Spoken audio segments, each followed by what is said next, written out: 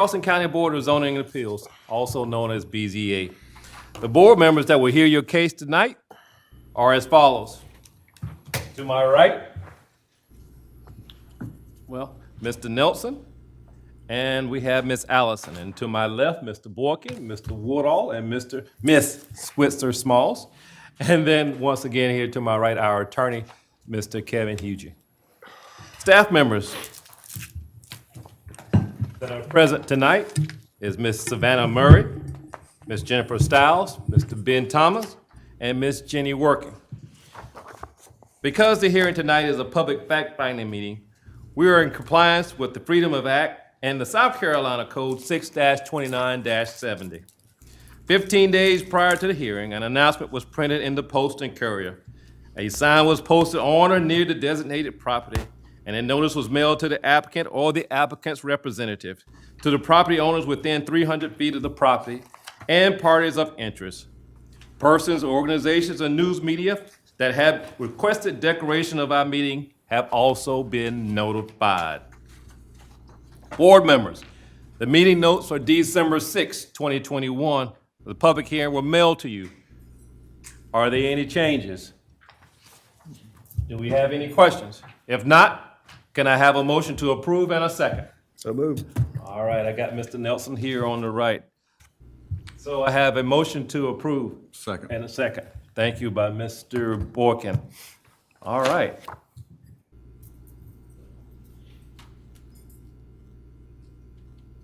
Sorry, I'm thinking about something. So we have the motion that's been properly approved in a second. Let's bring it to a vote. All those in favor, please raise your hand by saying aye. Aye. All those opposed? It carries. Thank you.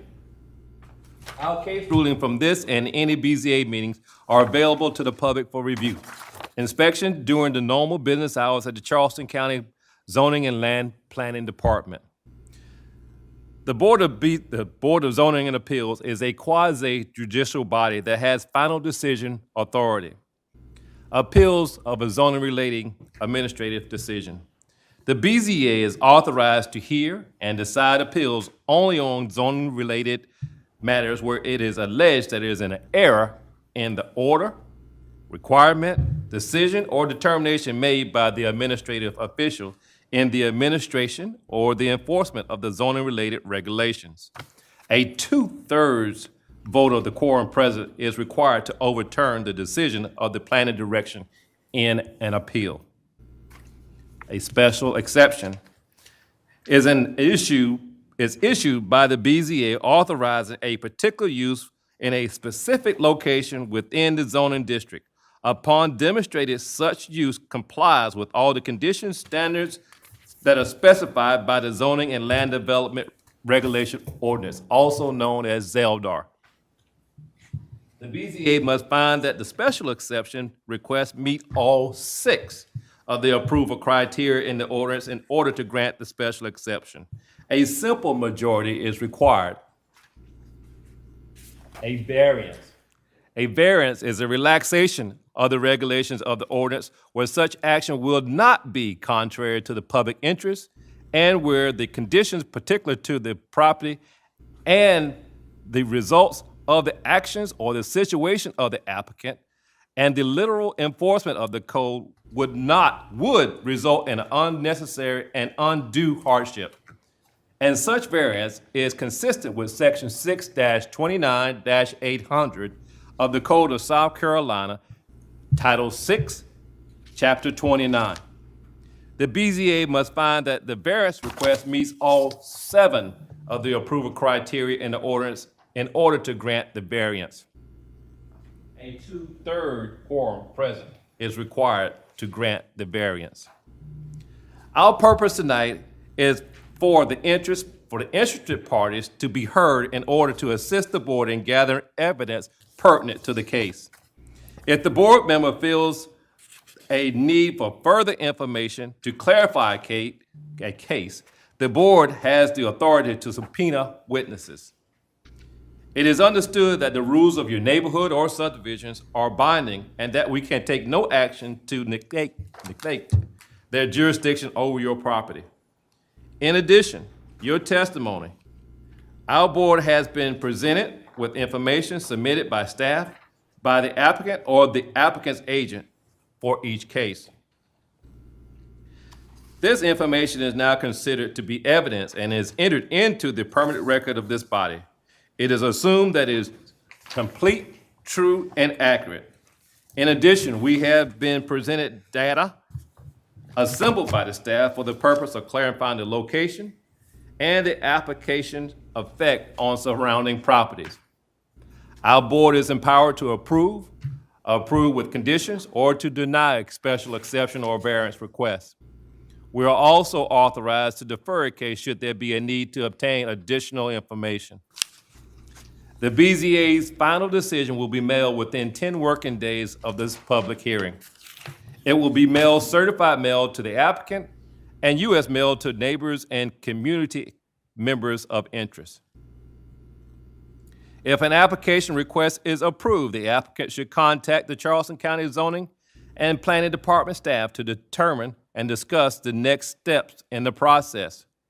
Variance and special exception granted tonight are valid for 12 months after this meeting. A 1-year extension may be granted only if construction or development has commenced or is being diligently pursued.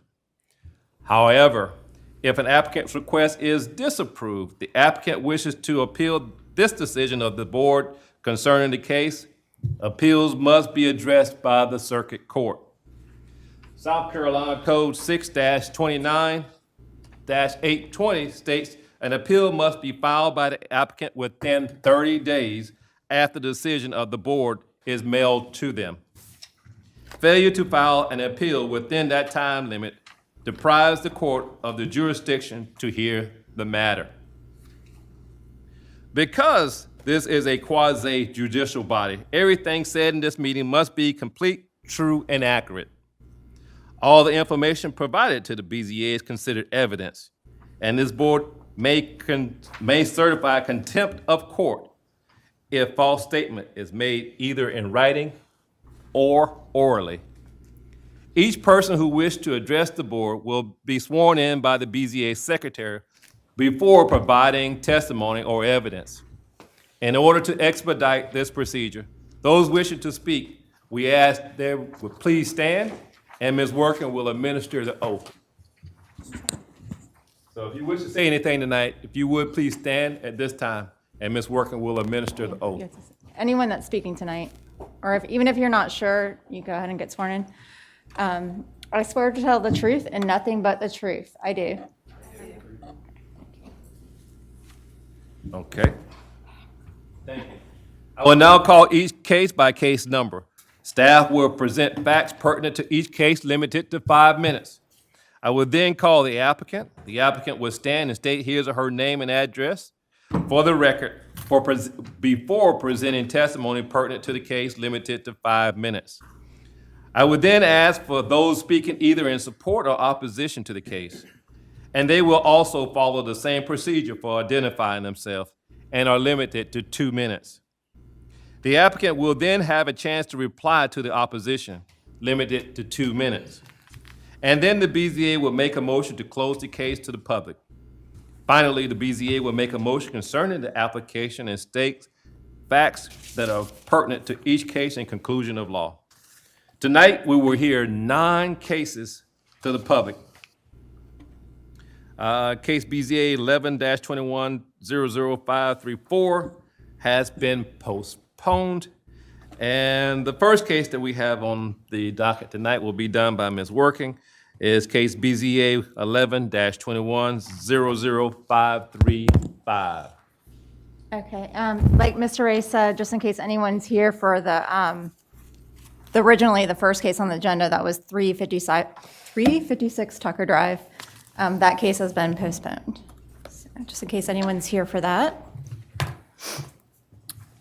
So this is BZA 11-21-00535.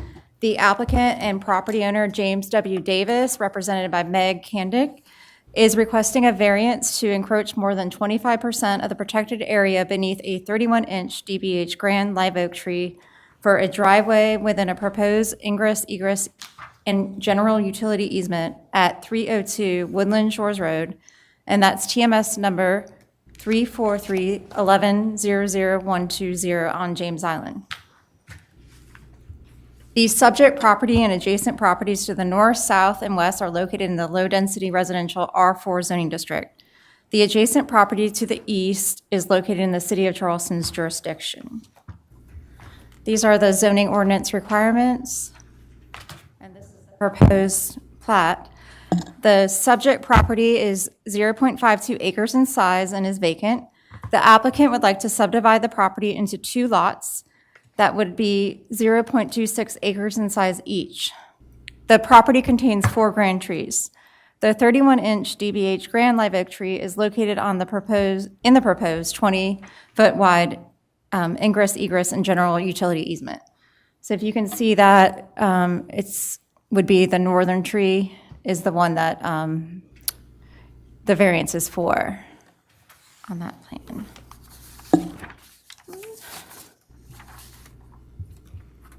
And this is the zoomed in aerial of the property off of Woodland Shores and zoomed out. This is a picture of the subject property. This is the 31-inch oak that will encroach upon the driveway. And there's 2 other grand trees on the property that they are preserving. And some photographs of Woodland Shores.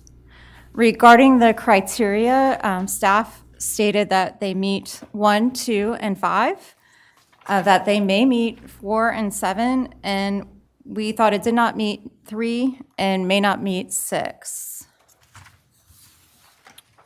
If you choose to approve this application, we got the right page. We are requesting 4 conditions, which I can just read up here. 1, the applicant property owner shall contract a certified arborist to devise a treatment plan for the requested tree through construction. The plan shall be revised and approved by the planning director prior to implementation. 2, if the requested tree dies within 3 years of the construction of the proposed driveway, the applicant shall mitigate the DBH of the tree by either A, submitting a mitigation plan for review and approval, indicating the installation of canopy trees no smaller than 2.5 inches in caliber, equaling inch per inch replacement. B, by depositing funds into the Charleston County Tree Fund as described in section 926 of the zoning ordinance. Or C, a combination of A and B. The lot of mitigation shall be in place prior to its removal. 3, prior to zoning permit approval, the applicant shall install tree barricades around their grand trees to be preserved pursuant to section 9.24 of the zoning ordinance.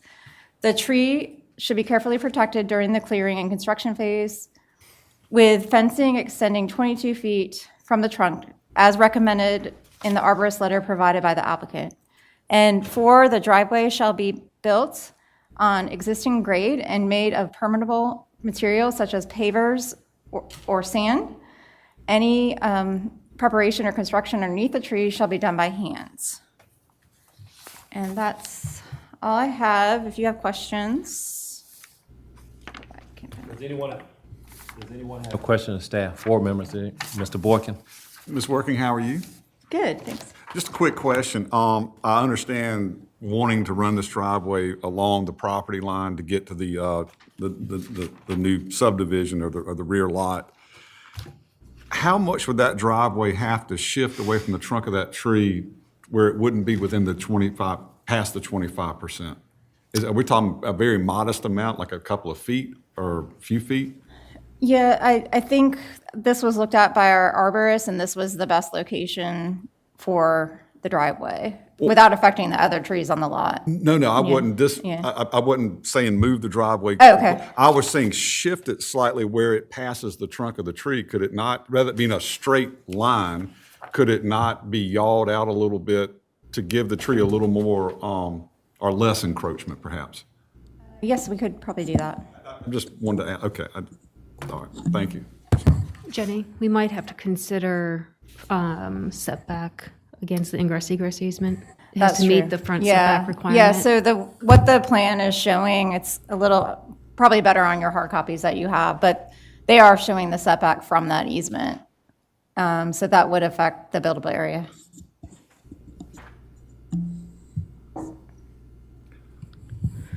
You had another question, Mr. Borkin? No, so you mean, okay, if we shift the driveway over towards that first building site, that would be a different issue? They don't meet their front setback against the ingress egress Right. easement then. Okay, all right. Thank you, Jennifer. She's always on point. Board members, do we have any other questions of staff? Thank you. It's working. Okay. Is the applicant available? Yes. All right, please come forward and state your name and address for the record. And please tell us why we should approve your application. Hi, I'm Meg Candick, and I The represent... mic, if you don't mind, Oh, please. can you hear me? Oh, yeah, you can move it. There you go. Okay. I'm Meg Candick, and my address is 1529 Ashley Garden Boulevard, Charleston, 29414. The owner, Mr. Davis, is very ill. That's why he's not here today, so we apologize. Thank you all for seeing us about this. We actually had a surveyor go out to the property, as you can see with the documents, and also an arborist. The surveyor contends that the area that the driveway would encroach would actually only be 20%, which is under 25%, and that is in your documents there. You can see a drawing that he provided. Also, the owner is more than happy to make sure that any requirements pertaining to the tree and its care during the building of the driveway, that everyone takes great care to that and follows all those instructions so that there aren't any issues with the tree later on. Okay. That's all I really have. Good presentation. Board members, do we have any questions for this young lady? Thank you for joining us this evening. One question, this was maybe I missed it in the write-up, but I did not see reference to the encroachment being less than 25%. You said that's in our documents? There's a drawing, a sketch, somewhere in the packet, In the arborist report? actually from the surveyor. Okay.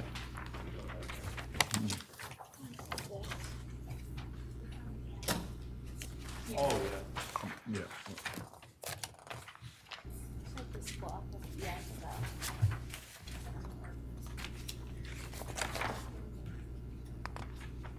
No, the surveyor. This, okay. Yes. Does that answer your question, Mr. Nelson? It does. I still don't see reference to the 20% in these documents or on this drawing, but it may be that it's just hidden because everything's black. Yes, it's the white area denotes where he proposes the drive be, and that is 20% of the canopy is what he told me. Okay. Thank you. Okay. Anyone else have a question of the applicant? Thank you, Meg. Thanks. Do we have anyone else to speak in favor of this application? Do we have anyone to speak in favor of this application? Do we have anyone to speak in opposition to this application? Very good. This case is closed to the public, and at this time, we'd like to entertain a motion to approve or deny this case. I'll ask a question of staff really quick. Go ahead. If it's only 20%, why is a variance needed? Our arborist reviewed that report, the county arborist, and didn't agree with that percentage, so that's. Okay. Fair enough. Thank you. And he would have liked to be here today, but we told people to stay home. To try to limit the amount of people in here. Go ahead. Mr. Borkin? Mr. Chair, I'm happy to make a motion. In BZA case 11-21-00535, I move that we grant the variance for encroachment from the applicant. In reviewing the criteria, I find it meets criteria 1. There are extraordinary and exceptional conditions pertaining to this particular piece of property.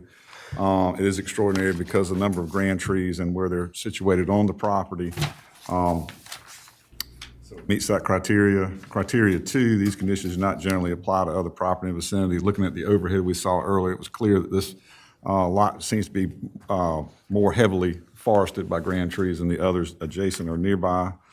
This meets that criteria. Criteria 3, because of these conditions, the application of this ordinance for this particular property would effectively prohibit or unleash restrict the utilization of the property. Hearing staff's response to trying to shift the driveway and causing I guess, problems with the setbacks that are required, I find that it would effectively prohibit or unreasonably restrict the utilization of the property, so it meets criteria 3.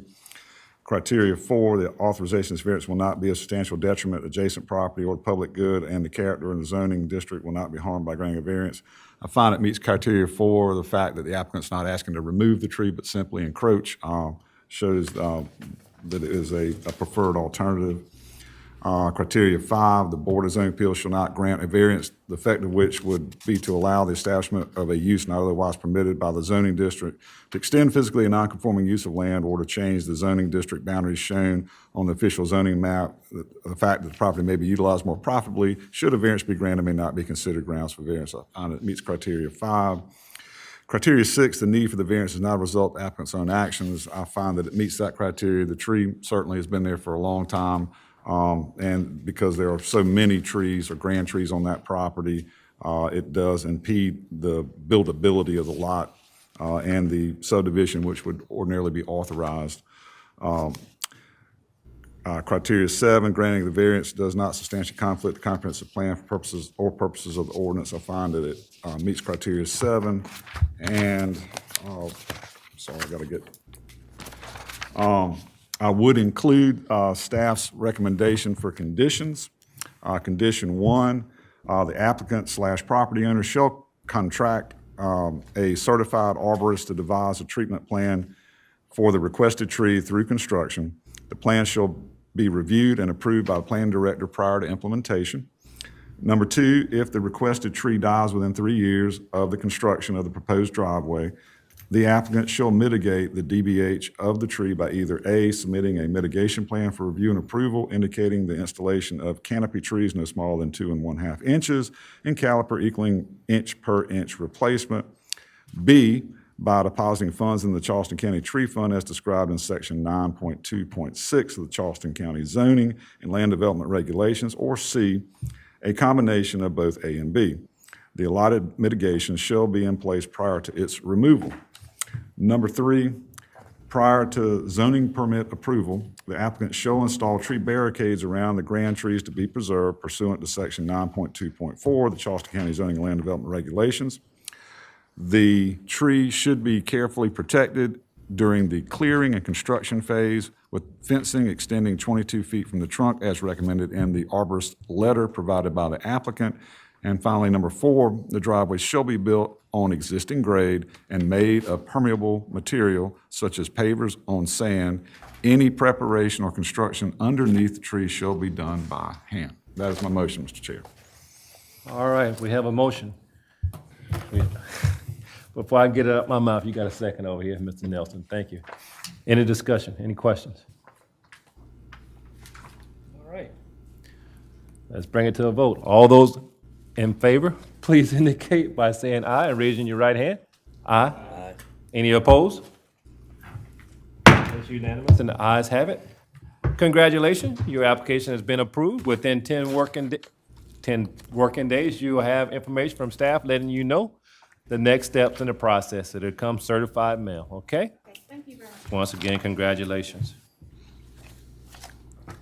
All right.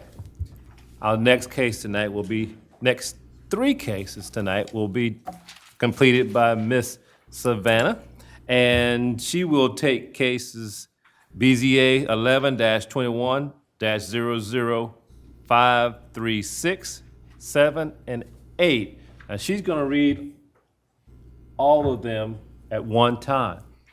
And we're gonna have to make a motion on each of them separately. Okay? Any questions? Ms. Murray? All right. Thank you. The applicant and property owner is Cesar Villagas. The property's location is 736 East Oak Ridge Circle in the north area. 7635 East Oak Ridge Circle, and 7646 Selma Street. The request is for placement of manufactured housing unit in the low-density R4 zoning district. The requirement for this is a C on the use table indicates that this is allowed if within 300 feet of the property address, there's 25% of mobile homes in the area. Without the 25%, you're required to get a special exception. This is the zoning ordinance, which states that. Here is the zoning map where it shows the 3 subject properties. Those properties in yellow are in the low-density residential. The properties in white are in the city of North Charleston. This is a zoning map showing the radius for each property. Of those properties, when we examined them, there were 45 parcels within the 300-foot subject area. Of those 45 parcels, 34 have existing residences, 24 are site-built homes, and 10 are multifamily homes. There are 2 properties in the radius that are located in the city of North Charleston. Both are zoned general business, and there were 9 vacant parcels within the radius area. Based on these findings, the manufactured home ratio is 0. Here's a zoomed in aerial of BZA 11-21-00536. Here's a zoomed out. Here is a zoomed in aerial of BZA 11-21-00537 and a zoomed out. And here's a zoomed in aerial of BZA 11-21-00538 in the zoomed out aerial. All right, this is some of the subject property. So this is for BZA 11-21-00536. The subject property at 7638 East Oak Ridge Circle. So here's the subject property. These are the surrounding properties. And this is East Oak Ridge Circle. Here is the zoning pictures or pictures of BZA 11-21-00537, subject property 7635 East Oak Ridge Circle. Here's the subject property and some of the surrounding properties. And this is East Oak Ridge Circle again. The next is BZA 11-21-00538, subject property at 7646 Selma Street. This is the subject property. And these are some of the surrounding properties. And this is Selma Street. Here are some photos provided by the applicant of some mobile homes that are in the community. As far as special exception approval criteria, we found that all of the properties met criteria 2, 3, 4, 5, and 6, and that it may meet number 1. As far as conditions, if the board chooses to approve, we do have one condition, that the manufactured home shall comply with section 6.4.24.b of the Charleston County Zoning and Land Development Regulations Ordinance. Here's the site plan for BZA 11-21-00536. This is the site plan for BZA 11-21-00537. And this is the site plan for BZA 11-21-00538. This is a plat with the subject property starred. Any questions of staff? Mr. Boykin? Ms. Murray, if I heard you correct, so it's not an issue that we're just less than 25%. If I heard you correctly, there are no manufactured housing units within the 300 feet of those properties at present? Correct, within the radius, yes. Now, based on the pictures that we received from the applicant, there are some in the neighborhood, they just weren't in the radius. I'm just kind of concerned that that these other homeowners that are there, there are no manufactured housing units around there at present. And, I get if it was, several or some, that were there, this would fit in, but it would be a stark contrast, it seems, with these units with all these site-built homes that are there. I don't think we've had a case like this where there were no mobile homes in an area like this where they might be allowed. Okay, or manufactured units, I'm sorry. All right. Anyone else have a question, Ms. Murray? Mr. Nelson? I guess along those lines, how far away are the existing mobile homes? So when we did our site visit, the neighborhood, the streets are fairly long. So based on the picture, looking at that address, one of these mobile homes would be at the very end of the street. And based on that picture, one of the addresses said Selma, that's on the other end of the street. So on different sides of them, yeah. Place sort of in the center of the neighborhood, mixed in with the housing. Sounds like they're on either ends of the street. So like the 7604. Oh, wait, I guess it probably would have been better. Yes, sir. I believe the 25% is a maximum Okay. rather than a requirement. It's a maximum percentage for Okay. the 300-foot radius. Okay. Okay. Does that help? Yes, that's I guess a ceiling, as it were. Okay. All right. You have to have the 25% in order for us to approve it. If they were 25%, it wouldn't have to go to this board. We would approve it administratively. Is the logic behind that is because there's enough of those units already mixed in, that it's consistent with what's in that neighborhood? Correct. That's kind of where my question goes back to. We don't have any within the 300 feet, and this might be a significant change in that neighborhood as far as the type of housing that's there. That was my concern in hearing that. So, okay, thank you. Anyone else? Thank you, Ms. Murray. Is the applicant available? Is the applicant here tonight? That's a first. Do we have anyone to speak in favor of this application? Do we have anyone to speak in opposition? Small numbers tonight, I guess so. Okay. Jenny, did you hear anything from the applicant? We told them to come, so I don't know.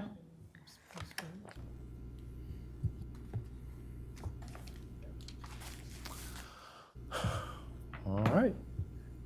This case is closed to the public then. Board members, do we have any discussion? Questions? I'll ask. Go ahead, I'm Ms. just Witcher. wondering, since the applicant didn't come, should we maybe postpone it and table it, or? You can move forward if you like. It's just the board's pleasure. It's his or her fault from not being here. Mine was going to be the same question. So I can start with making a motion that we table these cases.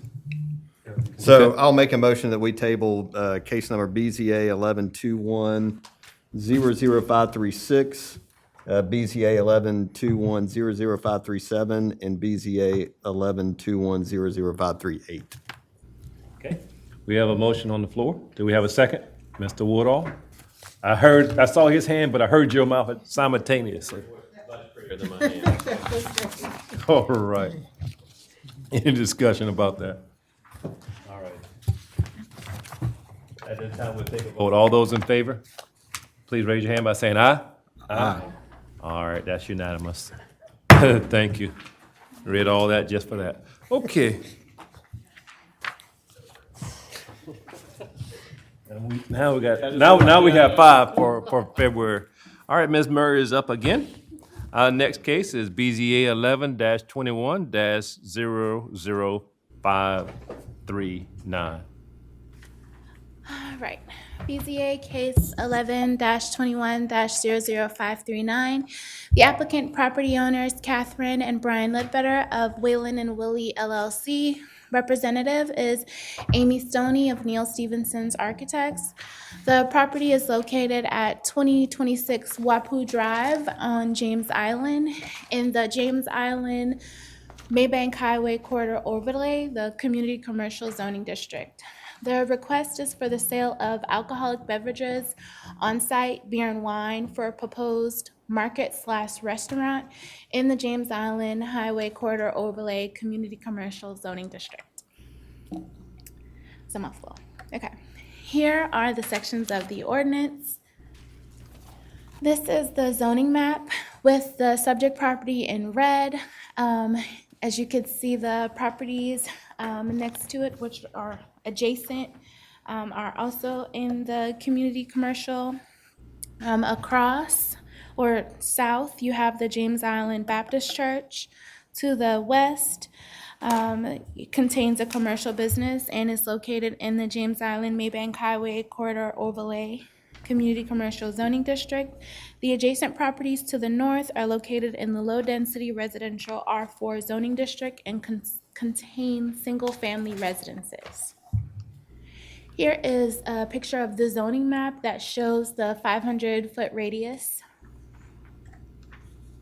This is the Maybank Highway Corridor Overlay. Here's a zoomed-in aerial of the property and a zoomed-out aerial. On April 12th, the BZA heard a special exception request. It was BZA 0221-00464 for a property located at 2016 Wapu Drive. The request was for the sale of alcoholic beverages on site, beer and wine at a proposed restaurant. That request was approved with conditions. We conducted our site visit on December 16th, 2021. This is the subject property. And here are some shots of the adjacent properties. This is Wapu Drive, showing some of the commercial uses, as well as James Island Baptist Church on the opposite side of the street. As far as approval criteria, staff found that this request meets 1, 4, and 5, and may meet 2, 3, and 6. The board may approve with conditions or deny case BZA 11-21-00539. If the board chooses to approve, staff recommends 3 criteria. Prior to zoning permit approval, the applicant shall complete the site plan review process. Criteria 2, the applicant shall meet all requirements of the state of South Carolina for alcoholic beverage sales and provide proof of state approval to zoning/planning staff prior to zoning permit approval to establish the proposed business. Criteria 3, the days and hours of operation for the restaurant shall not exceed Sunday to Monday from 7 a.m. to 10 p.m. Here is a part of the site plan packet that we received. This is the survey of the property. Here are the existing conditions, some photos provided. This is the site plan, where it shows the subject property is 0.13 acres. The proposed market is 1,095 square feet with 599 square feet of indoor patron use and 498 square feet of kitchen/employee area. Here is the exterior elevation. And any questions of staff? Mr. Boykin? Very quickly, Ms. Murray, I guess in our packet, I see that there's an existing agreement between the church and the proposed alcohol sales location where they've agreed to use each other's parking lots, as needed. So I presume that the church is okay with all this. Yes, sir. Okay, thank you. You had a question, Ms. Smalls? No, he just asked the same thing I was thinking of. Anyone else? Just 'cause we read this. Thank you, Ms. Murray. Thank you. Is the applicant available? Very good. Please come forward, sir. Please state your name and address for the record. And please tell us why this board should approve your application, sir. Yes, sir. This is Neil Stevenson with Neil Stevenson Architects. And I'm at 680 King Street in Charleston, 29403. So strangely enough, this Riverland Terrace does not have any corner stores or any small places that someone in the neighborhood could go and get some of the basic items that you would get at a market. So my client would like to create a bodega. So I think the closest thing to this would be a gas station across the street that's basically sells the same thing, but it sells gasoline also. So this is more of a quaint, neighborhood-friendly market that people in the area can come and buy their basic essentials. And in addition, they could get a sandwich. Calling it a restaurant is kind of a stretch, but technically you can buy a sandwich and eat it on site. They just want to have the ability for someone to be able to get a beer or a glass of wine, or buy a bottle and drink it on premises. It's very limited seating, but that is the idea. All right. Is that it? That's it. Pretty much in a nutshell. Okay. Do we have any questions? Ms. Smalls? So they would have the ability to buy beer and wine to go and to consume on site? Yeah, they could buy it on premise and then drink it on premise. With if they're going to get lunch or something from in between 7 and 10 o'clock. And how many people can be in this establishment at one time?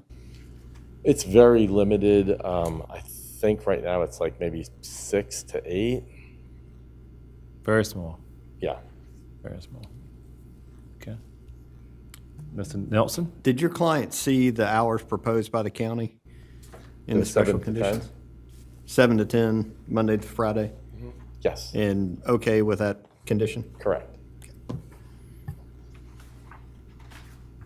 And Mr. Woodall, you had a question? Oh, okay. All right. I don't think anyone else has any more questions of you, sir.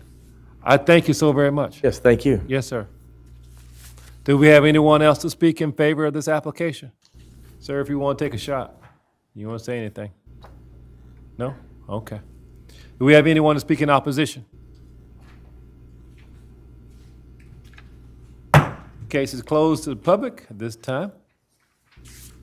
Any discussion, board members?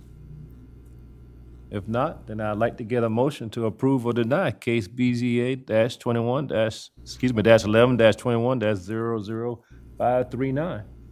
Anybody want to take a stab at it? I'll take this one. Oh, well, roll on. Yes, sir. All right, for the special exception request for case BZA 11-21-00539, I make a motion that we approve this special exception. I find that it meets criterion 1, that it is consistent with the recommendations contained in Charleston County's comprehensive plan and the character of the underlying zoning district as indicated in the zoning description. It meets this criterion, particularly just being that use at that location on Maybank Highway. Criterion 2, it is compatible with existing uses in the vicinity and will not adversely affect the general welfare or character of the immediate community. I think it is very important that the applicant is already working with the church across the street and has worked out parking arrangements. That certainly helps meet that particular criterion. Criterion 3, adequate provisions have been made for such items as setback buffering, including fences and/or landscaping, to protect adjacent properties from the possible adverse influence of the proposed use, such as noise, vibration, dust, glare, odor, traffic congestion, and other similar factors. Again, the applicant's working with the church across the street has helped alleviate any concerns related to this particular criterion. Criterion 4, where applicable, The site will be developed in a way that will preserve and incorporate any important natural features. Don't believe the applicant is actually making any changes to the exterior portion of the property, so it meets that criterion. Criterion 5, it complies with all applicable rules, regulations, laws, and standards of this ordinance, including but not limited to any use conditions, zoning district standards, or site plan review requirements of this ordinance. And it certainly meets Criterion 6 that vehicular traffic and pedestrian movement on adjacent roads will not be hindered or endangered. In making this motion, I recommend that we also include all three special conditions recommended by staff. That 1, prior to zoning permit approval, the applicant shall complete the site plan review process. 2, the applicant shall meet all requirements of the state of South Carolina for alcoholic beverage sales and provide proof of state approval to zoning planning staff prior to zoning permit approval to establish the proposed business. And 3, the days and hours of operation for the restaurant shall not exceed Sunday to Monday from 7 a.m. to 10 p.m. Thank you. This is not working. Okay. For the last criteria, can we have you say Monday to Sunday to include the week instead of Sunday to Monday? It is, yeah. Good catch, yes. Okay. I will amend that, that last special condition to read Monday to Sunday and not Sunday to Monday. Very good, staff. Very good. All right. Mr. Woodall, we got a second over there? Okay. Any discussion? At this time, can I have we'd like to bring it to a vote. All those in favor, please indicate by saying aye and raising your right hand. Aye. Any opposed? Ms. Whitson-Smalls? Okay. All right, it's unanimous. It carries. Congratulations, sir. Within 10 days, you'll get certified mail. Then you know the next steps to take. Once again, congratulations and have a good night, sir. Mr. Ray, who made the second on that one? Sorry. Mr. Woodall. Okay, thank you. I apologize. No, you're good. Next case we have tonight will be case BZA 11-21-00540, which will be. Say again? That's a good thing. It'll be done by Ms. Workin. Is the applicant here? Yes. Okay. Go ahead, Ms. Workin. That's something we never had to deal with, isn't it? We've had to deal with it before. But it doesn't happen too often, though. Not often. Okay. This is BZA-11-21-00540. The applicant and property owner is Wanda Wright Sheets.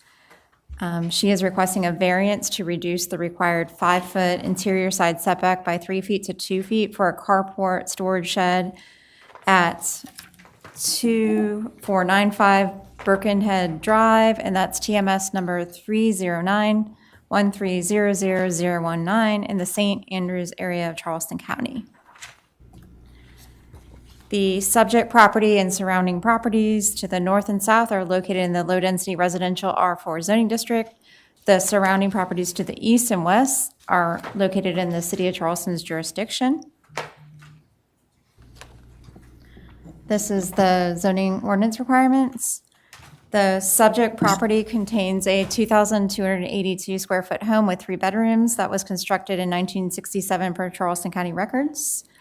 The applicant's letter of intent explains that they have attempted to get permits through the county as well as the city, because they were told several different things as you read through this.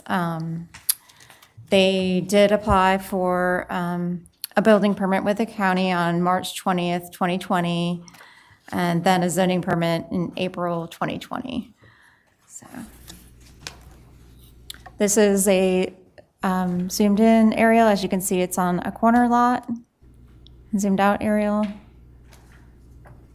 You can see the carport in the background here and here. This is the front and the surrounding properties and the 2 streets that are fronts. These are a couple of photos provided by the applicant. Let's see. So regarding the criteria, we stated that it meets 1, 2, 3, 5, 6, and 7. and that it may meet 4. And we did not have any recommended conditions for this case.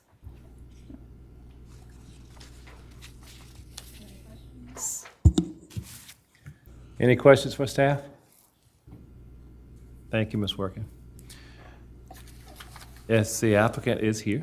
If you would, please come forward. Please state your name and address for the record, and please tell us why we should approve your application.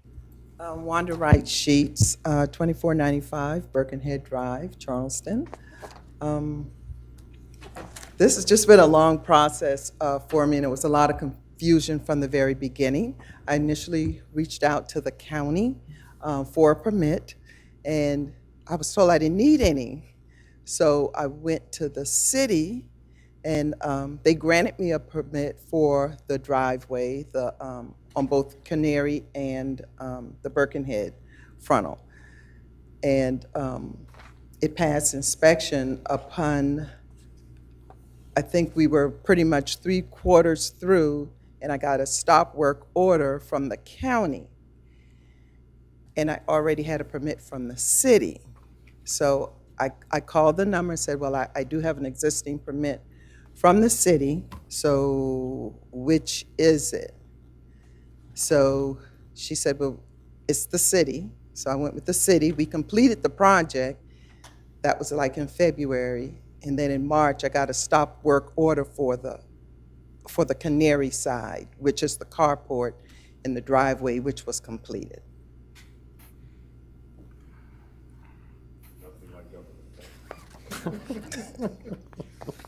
Right.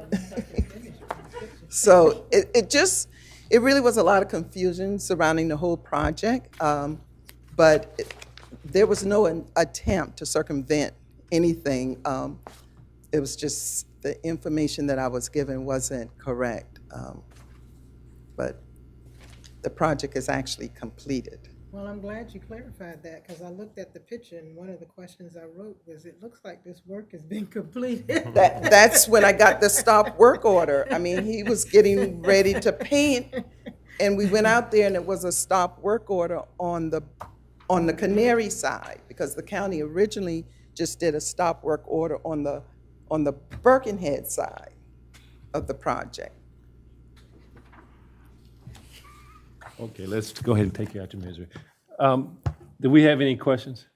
Just real brief, Ms. Wright Sheets, I'm so sorry you had to go through all that. And I just had to ask the question, did a city building inspector actually come out to your house and look at the building that was done and signed off on it?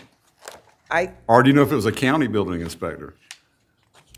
No, the city did. I got signed off by the city. On property that wasn't even in the city of Charleston. I think that's great. Because the house, they told me, is actually in the county. I'm smiling all the way. I'm so sorry you had to go through this, but you shouldn't have to. But I find that amusing in a lighthearted way. Yeah. That's all. It was kind of disheartening. That's I'm why sure it's it taken was. so long for me to even get to this point. Well, hopefully we can help you here tonight. Thank you. Anyone else? I'll just say, I'm sorry you had to go through that. That's unbelievable. Thank you. Thank you. Do we have anyone else to speak in favor? You can have a seat. There's only one person left. All right. He's not even lifting his head. Okay. Yeah, do we have anyone in opposition? No. Thank you. All right, this case is closed to the public. Any questions, board members? Discussion? Okay. At this time, I'll ask for a motion to approve or deny this case BZA 11-21-00540. Anyone? All right, on the end. There you go. In case BZA 11-21-21-00540, I'll make a motion to approve the variance based on the following criteria. Criteria number 1, there are extraordinary and exceptional conditions pertaining to the particular piece of property. Criteria 2, that these conditions do not generally apply to other properties in the vicinity. Criteria 3, because of these conditions, the application of this ordinance to the particular piece of property would effectively prohibit or unreasonably restrict the utilization of the property. Criteria 4, The authorization of a variance will not be of substantial detriment to adjacent property or to the public good.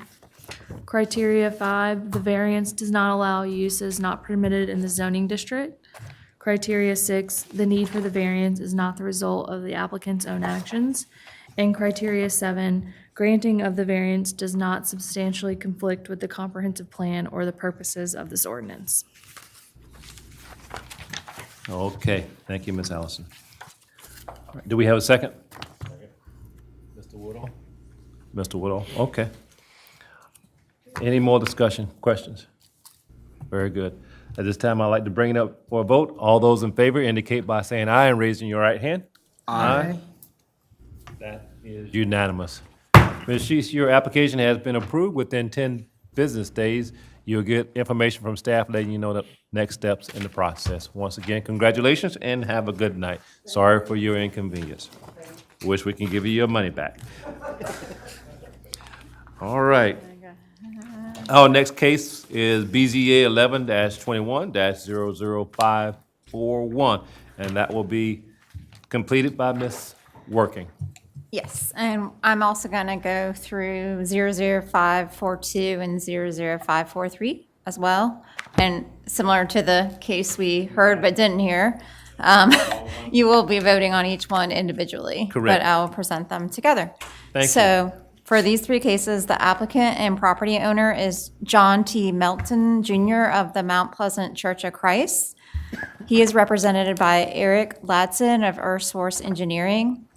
They're requesting 3 variances for a proposed religious assembly facility at 2311 Old Georgetown Road, and that's TMS number 578-0000328 in the east area of Charleston County. The first request is to reduce the required 80 parking spaces by 23 to 57 total parking spaces for public assembly use, and that, again, that's for the Mount Pleasant Church of Christ. The second request is a variance to waive the all-weather surface requirement for a proposed on-paved natural grass parking lot. And then the third request is to waive the pedestrian walkway requirements in the future SCDOT right-of-way improvements acquisition area. The subject property is located in the Mount Pleasant Overlay Zoning District, the Sweetgrass Basket Stand Special Consideration Area, residential area, and it's the surrounding properties are located in the town of Mount Pleasant's jurisdiction. And these are those maps. The site is 3 acres total and contains a 2,200 square foot worship classroom building. The current parking lot is natural grass, except for an existing concrete pad used for ADA parking. The project is currently in the site plan review process for a proposed 3,184 square foot Phase 1 church building. And that's this here. The applicant property owner would like to have 57 parking spaces total and is requesting 53 of the 57 parking spaces to be on paved natural grass. Why do I keep saying natural gas? Grass. 4 parking spaces will be ADA compliant. These are the ordinance requirements for the 3 cases. This is the zoomed in aerial showing the property and the zoomed out aerial. The zoning signs, and these are the existing conditions on site. So you can see the existing building and parking. And proposal 1 to waive the all-weather surface, or sorry, I guess that's proposal 2. And 3 to waive the pedestrian walkway requirement. These are the adjacent properties, Old Georgetown Road. So regarding the approval criteria, we stated that it meets we stated that it may meet 1, 3, 4, 6, and 7, and that it meets 2 and 5. We requested 1 condition of approval prior to zoning permit approval. The applicant shall complete the site plan review process. As you can see, we did get 3 letters basically supporting the other 2 variances, but not the sidewalk variance. Several people would like you guys to consider, if you do approve the sidewalk variance, to consider a condition be added for that.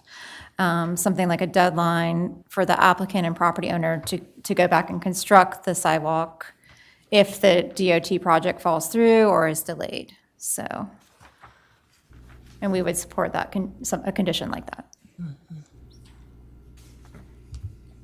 For me? You have a question? You answered it with that last part. Thank Okay. you. Okay, any other questions of Ms. Working, staff? Very good. All right, let's do this. Applicant present. Yes, sir, please state your name and address for the record, please, sir. Miles Branch with Earth Source Engineering, doing the civil design along with Eric Ladson on this project. Just for the record, are we just addressing the first variance right now, or do you want me to present all three? Well, go ahead, Kevin. Here's the first. Okay, thank you. The parking reduction, the first variance, the church, I guess, is, as you may know, is there. They've got seating for 100 now, which means you usually will have 30 cars on a given Sunday. The parking lot that's there is much smaller than what we're proposing, but the ordinance requires it based on occupancy, not based on seating. The new church will have 139, so we're not talking about a large increase in the size of the church. It's 100 to 139. If it was fixed seating like you have here, we would not require variance, but we've got it set up with the seats that are not fixed. So that's the main reason for the variance. The existing mobile home that's used now will remain as a classroom setup, so they'll use it for Sunday school and then church, so you won't have both at the same time. And so the way the county looks at it is it's an occupancy of the whole building. So that's kind of the reason for the parking request based on the need. And really, ultimately, this site is about trying to minimize the impact. We're in the sweetgrass basket area, and we've got a lot of beautiful trees surrounding the site. So the whole idea is how can we not encroach into those natural buffers and keep in the same footprint that we have now with minimal site improvements, just to keep the site as it is. So happy to answer your questions. Okay, do we have any questions on this first part of it, parking? No questions? Okay. I guess what I want to do, for the benefit of time, do we have anybody to speak in opposition to this? Is there anything on this? Okay, so you two are together, right? Who's together with this? You three. Okay, so you in opposition? Not necessarily in opposition, but I have some questions. Oh, okay, hold on, because I got to do it through, I didn't know where you were standing, okay? How you were going with this, and it kind of dictates how I'm going to move through it. Do either of you two gentlemen need to speak in favor of this application? Other than, sir, you? You? Okay, so that's the only other two people we have in here. So at this time, if you have any opposition, whatever your position may be.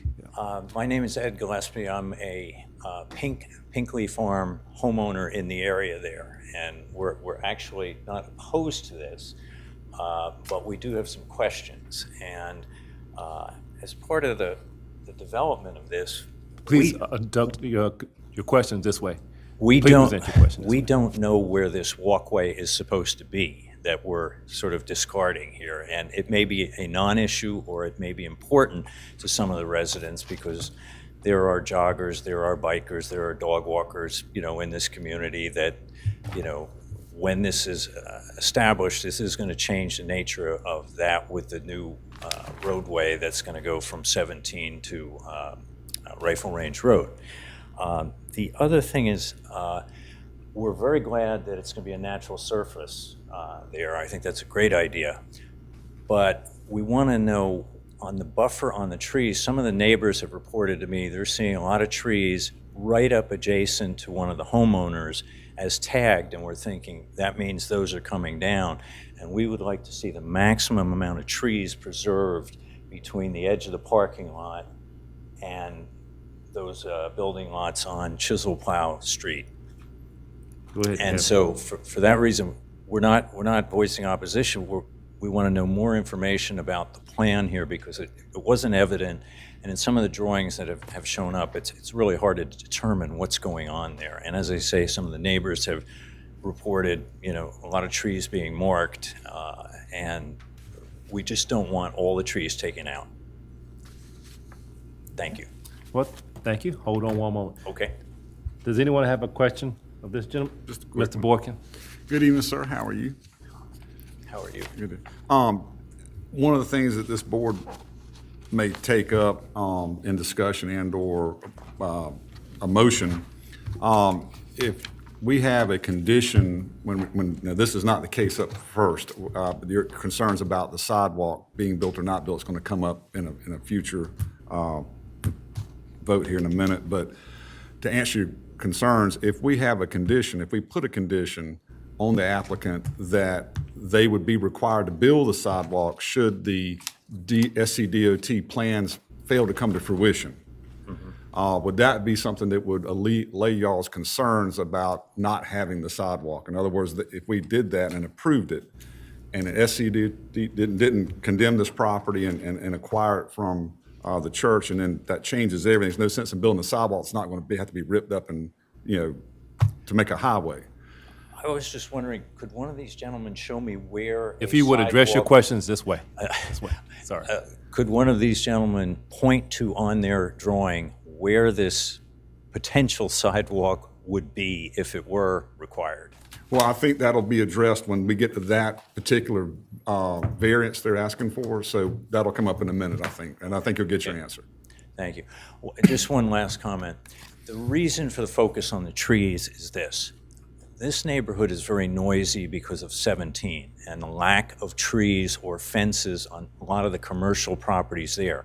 We're about to add another road, even though it's only going to be 2 lanes and I think 35 miles an hour. It's going to add noise to it. So putting more trees, putting a buffer in, putting low-level Leland cypress trees in or something like that is really what the neighborhood is interested in, creating a buffer somewhere. Well, So- you'd be welcome to speak with them, after this hearing, but unfortunately, that's not a matter before this board tonight that we're Understood. addressing. Yes, sir. Thank you for your time. Okay. Any other questions? Any other questions? Okay, good.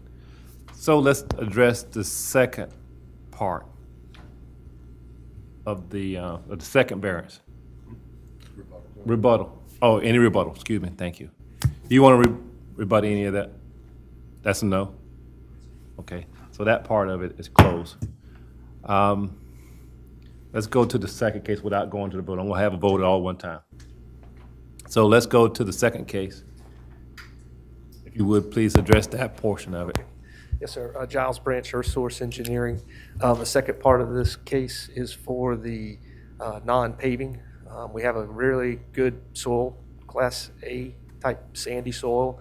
There's been a church on this property for nearly 20 years with this parking lot, so it's not always the case in Charleston. We're on a high ridge, so it drains well, it works well for the 1 day a week that we use it. So to pave it would go against the whole idea of this plan, and we would have to clear trees to put in stormwater system to offset the stormwater runoff. So the request is to avoid another variance for stormwater requirements and to allow the grass parking.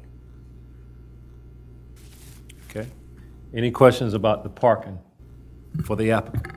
Mr. Branch, it's good to see you. Good to see you. If we allow this particular request, you will save a lot of the trees that are out there, correct? Correct. Okay, thank you. Thanks for asking that question. Anyone else? Okay. Thank you for that. Do you want to speak in opposition to that? And we have anyone to speak in opposition for that? Okay, since there's none, that part of the case is closed. Just might as well get right back up there. Okay, all right.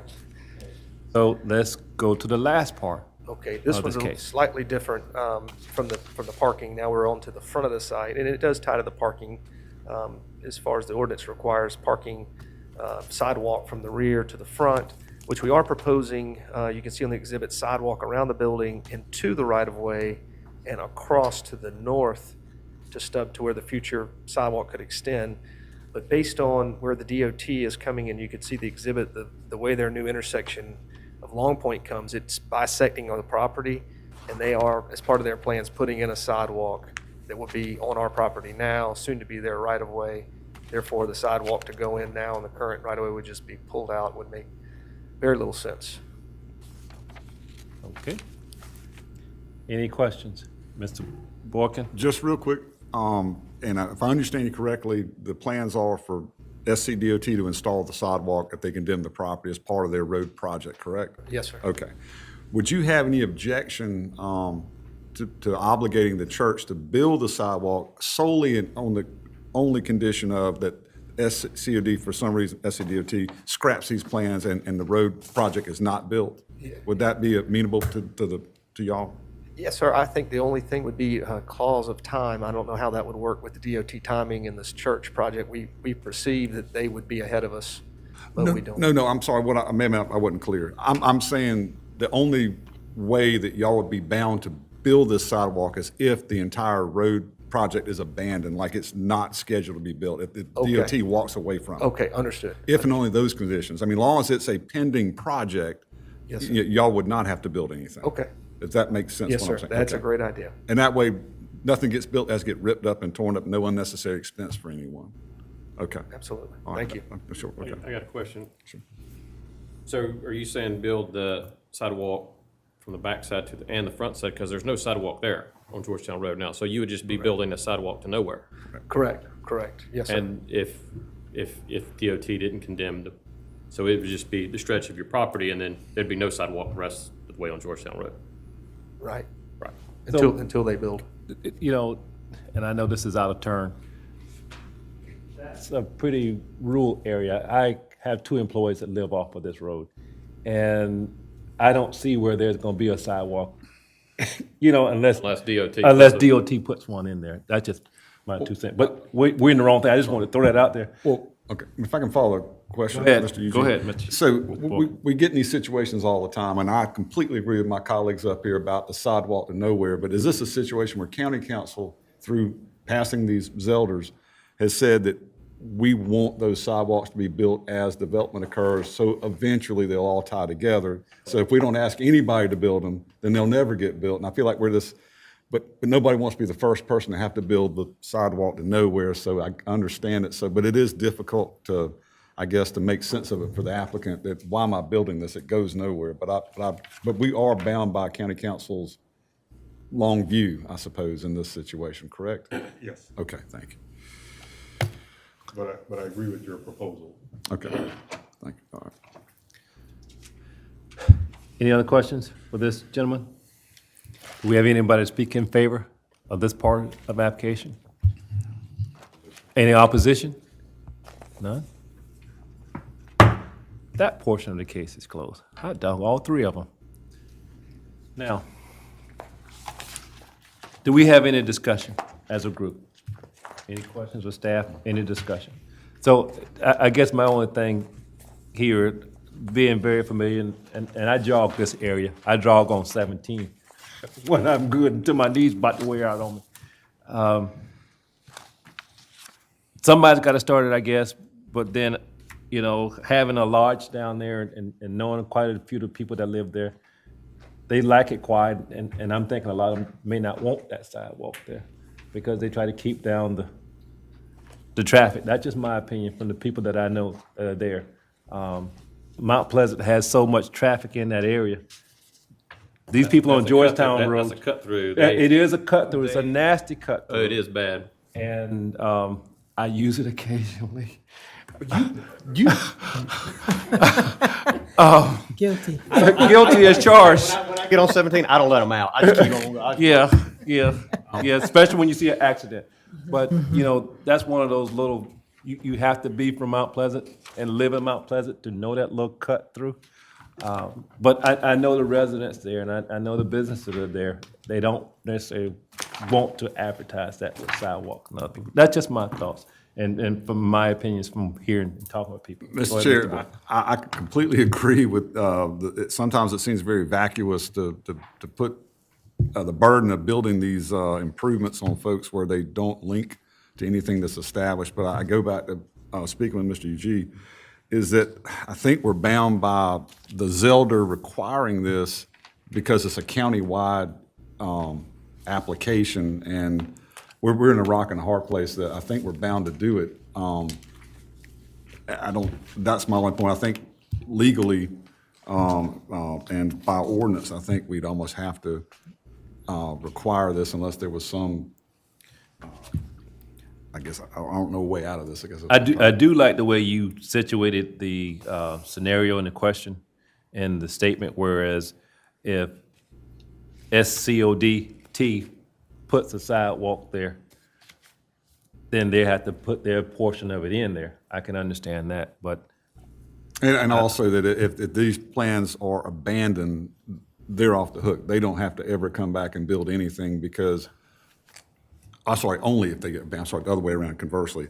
Only if SCDOT walks away from it, then they would be obliged to complete what they would ordinarily be required to do. And I just think that's the only way to navigate this. Yeah, I can agree with that. I just had to throw my 2 cents. No, I'm feeling you. Yeah. Okay. That wasted altogether 2 minutes, but okay. Any more question or discussion? All right, we have 3 variances that we need to make a motion on one time.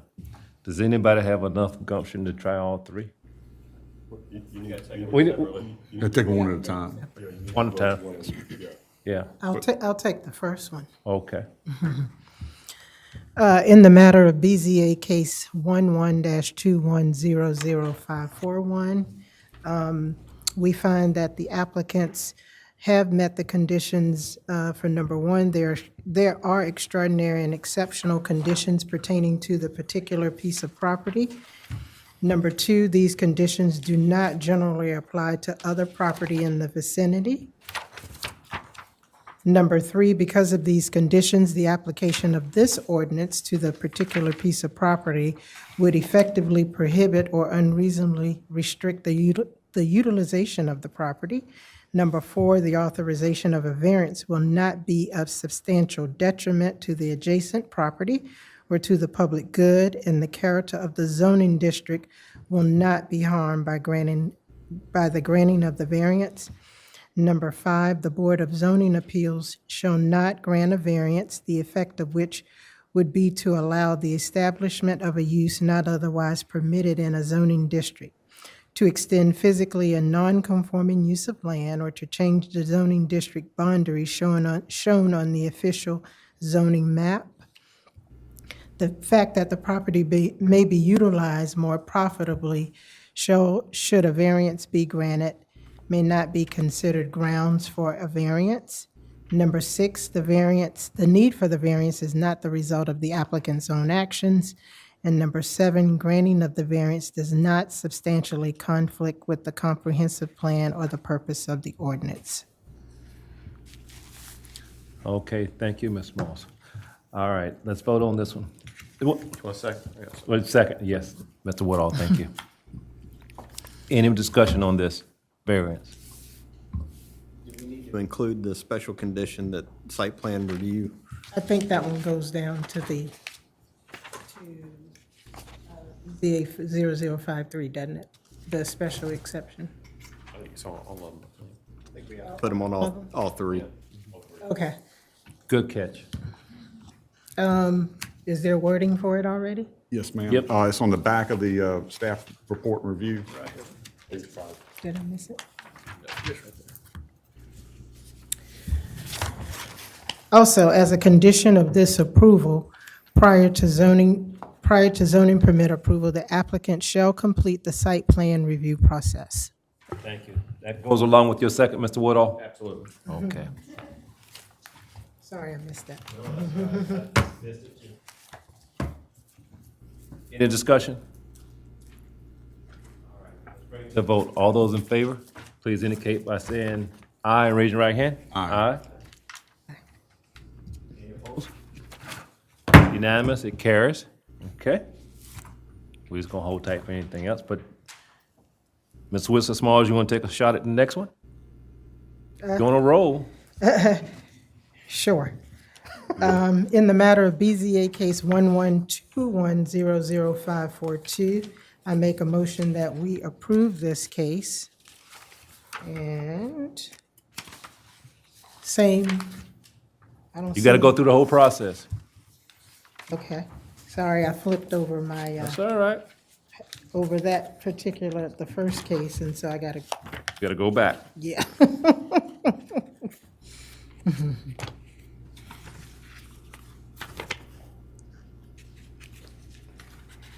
I gotta find the information.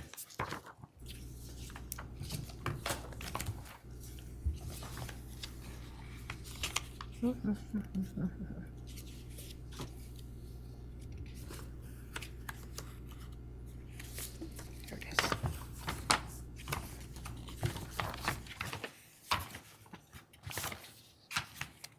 Excellent.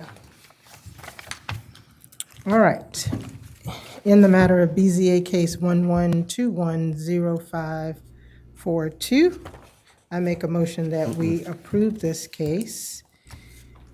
Number one, there are extraordinary and exceptional conditions pertaining to the particular piece of property. Number two, these conditions do not generally apply to other property in the vicinity.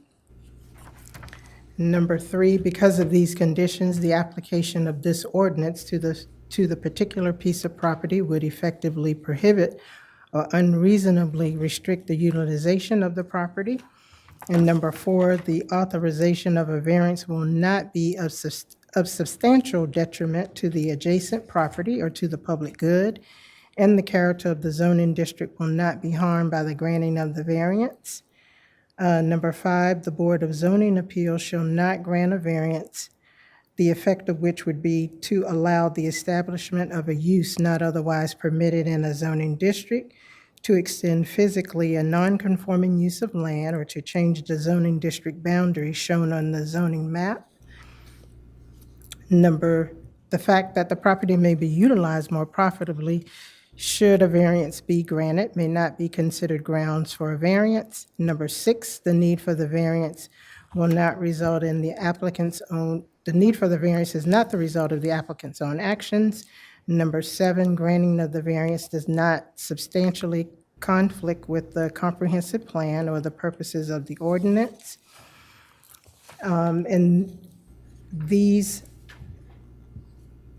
it's approved with the following condition. Prior to zoning permit approval, the applicant shall complete the site review plan process. Very good. Mr. Woodall with the second. All right. Any questions? Discussion? All right. Bring it to the vote. All those in favor, please indicate by saying aye and raise your right hand. Aye. It's unanimous. You want to take a shot at the last one? I will, but we have one quick moment of discussion prior to my motion. I think I Go ahead. Mr. UG, I was thinking about this because I guess there's two eventualities here. One, the road gets built, and two, it doesn't. I was going to make my motion, I guess, maybe to address both eventualities. In the first, I would say that should the road be built, they would be required to build that portion of the sidewalk as would have been required under Zelda Chapter 5, Article 5.5, Section 5.5.13. And then secondly, if the road is not built at all, then they would be required to build the entirety of the sidewalk that would have been required under the same. Would that be okay? I want to leave them in a lurch where we address both, I guess, outcomes. What do you know, it's about time frame though? I guess there wouldn't be a time frame in the sense that, other words, I guess I can put in there. Well, DOT project. yes, that's what I'll do. Is I'm just saying Abandon or do it. Thank Yeah, you. I've Yes, got you. yes, Okay. either That built makes or I guess I use the word built or not built, but yes, I mean, so long as there's a viable project on the drawing board, they're not required to take any action. But once it's abandoned, I'll try to make it not overly long. But okay, I just wanted to get the board's pleasure on that before I go down this road. No pun intended. All right. All right. Mr. Chair, I will make a motion in the case BZA 2021-21-00543, that we grant the applicant's variance to not have to build the required sidewalk. I find that it meets criteria 1. There are extraordinary and exceptional conditions pertaining to this particular piece of property. The extraordinary condition in this sense is the fact that there's a SCDOT pending road project that makes it different than any of the other properties. Criteria 2, these conditions do not generally apply to other property in the vicinity. This is the only one in my understanding right now that may be required to build a sidewalk under a situation where it would have to be removed and then rebuilt again. So it meets criteria 2. Criteria 3, because of these conditions, the application of this ordinance for this particular property would effectively prohibit unreasonably strict utilization of the property. I think it's senseless and vacuous to build a sidewalk that would have to be ripped up and otherwise removed. It doesn't make good sense. It's a waste of taxpayer dollars. So I find it meets that criteria. Criteria 4, the authorization of variance will not be of substantial detriment to adjacent property or public good, and the character in the zone district will not be harmed by granting of the variance. There's no sidewalk there now, so it can't change it or adversely affect it if it's not to be built. Criteria 5, the Board of Zoning Appeals shall not grant a variance, the effect of which would be to allow the establishment of a use not otherwise permitted in the zoning district to extend physically a non-conforming use of land or to change the zoning district boundaries shown on the official zoning map. The fact that property may be utilized more properly should a variance be granted may not be considered grounds for a variance. It meets that criteria. Criteria 6, the need for a variance is not a result of the applicant's own actions. This again referring to the pending SCDOT project that is out of the applicant's control, and therefore it meets that criteria. Criteria 7, the granting of the variance does not substantially conflict with the comprehensive plan or purposes of the ordinance. Based on staff's review and applicant's presentation, I find that it meets criteria 7. The following conditions. Condition 1, prior to the zoning permit approval, the applicant shall complete the site plan review process. The second condition, I'll try to clean this up as much as I can, that the applicant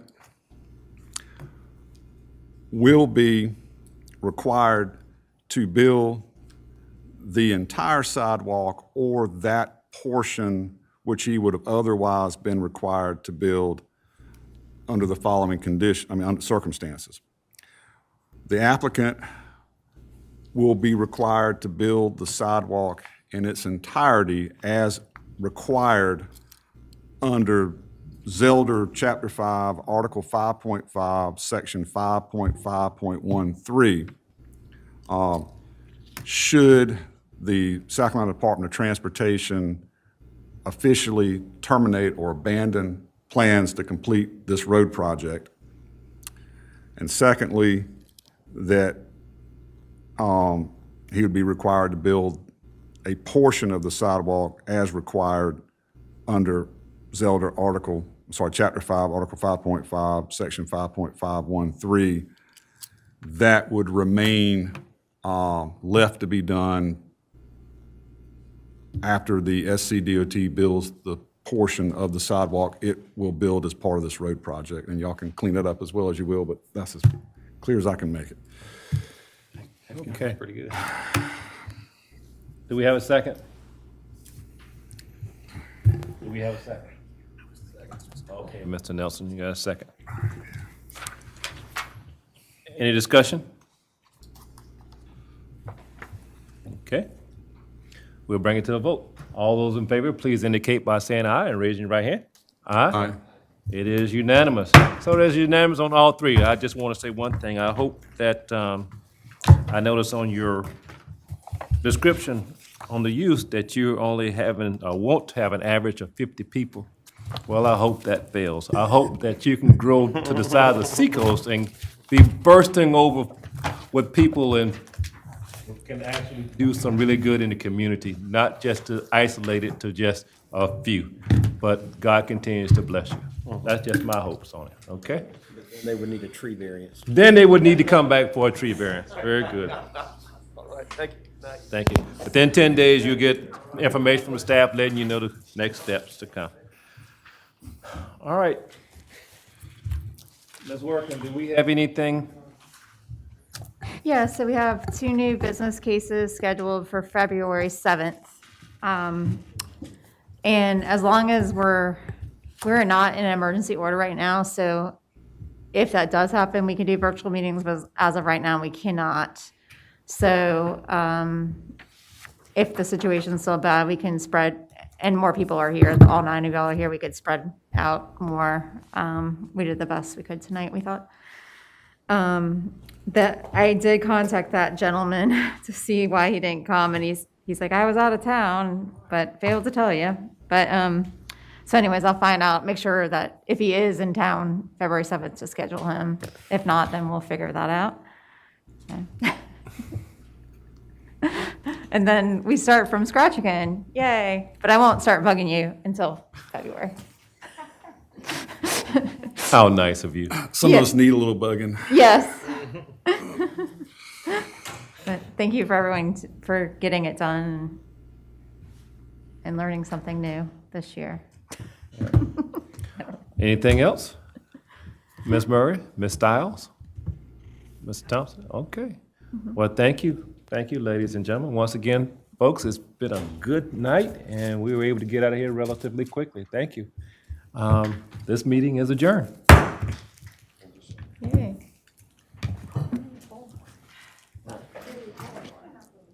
I hope both teams lose.